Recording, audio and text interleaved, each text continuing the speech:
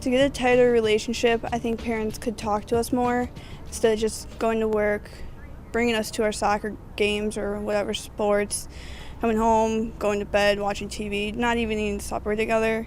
If they just talk to us more as a friend than like someone that's just there to yell at us, I think we'd be closer.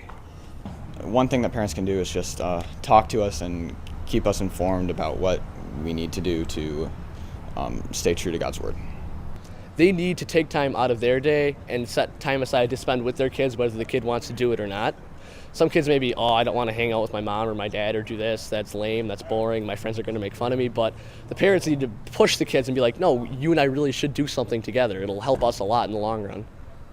Well, my parents, I like the relationship I have with them a lot because we have a very open relationship. If I'm bothered by something, I can go tell them and they're not going to go tell all the other parents and stuff. So it's a trust-based relationship. And if you can be open with your parents like that, I think it helps a lot because then you don't have this inside feeling of guilt and you can just spill it out and they'll forgive you if you do something bad and that's where love comes in too. They'll always forgive you.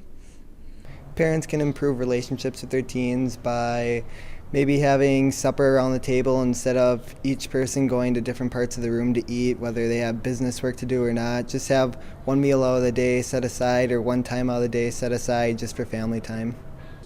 I believe parents could improve relationships with their kids by maybe not being so corny out in, public. Maybe be a little bit more laid back with them. Let them do a few more things that maybe you wouldn't let them do, maybe let them go to a party here and there. Give them a car, but don't make them pay for it. Parents can spend time with their teenager and get to know them better and talk to them. They would start by definitely learning your interests and doing that stuff with you and, trying to have a good, exciting time with you. Be more open. Maybe adapt better because we're trying to adapt to them, the whole college thing. We're trying to grow up. We're trying to take responsibility and everything.